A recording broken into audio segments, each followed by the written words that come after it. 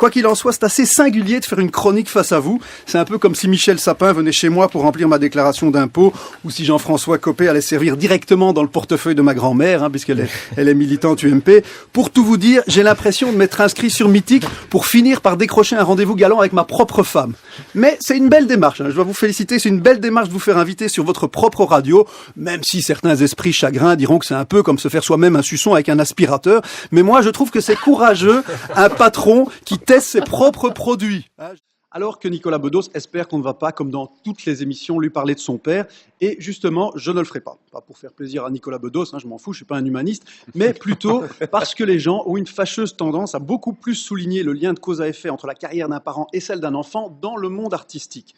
Pourtant, on hérite tous de nos parents. Il y a beaucoup de chances que si vous rentrez dans une boulangerie, vous voyez un individu qui a lui-même baigné toute sa vie dans l'ambiance de la boulange. Et pourtant, vous ne vous dites pas « Oh, tu ne m'impressionnes pas avec tes baguettes, t'es qu'un fils d'eux. » C'est facile de devenir boulanger, ton père l'était déjà.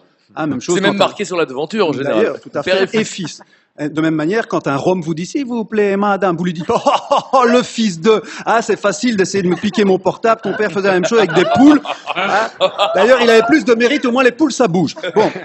On pourrait multiplier les exemples. Bien sûr, les enfants en Afrique. Oh, espèce de fils de, c'est facile d'avoir le sida. Ta mère l'avait déjà. Je pense qu'on a compris. Eh bien, malgré tout ça, je ne comprends pas la réaction de François Hollande. Pourquoi vouloir cacher ses conquêtes sentimentales et sexuelles ? Moi, à sa place, j'aurais frimé. J'aurais commencé en me disant alors quoi ? Alors, c'est moi ou c'est pas moi ? Moi, j'aurais assumé, j'aurais envoyé moi-même des photos à la presse People. J'aurais même fait une sextape, tiens. D'autant que, soyons francs, disons tout haut ce que tout le monde dit déjà tout haut, Hollande, c'est pas le physique de Brad Pitt plus le charisme de John Kennedy. Il a quand même un peu la dégaine d'un réceptionniste d'hôtel Mercure. D'ailleurs, il paraît qu'au dernier G8, Barack Obama lui a même demandé s'il pouvait lui amener un Perrier Rondelle. Et malgré ça, boum, Ségolène Royal, Valérie Trierweiler et maintenant Julie Gaillet. La classe! On se lève tous pour Danette, elles se couchent toutes pour Flamby.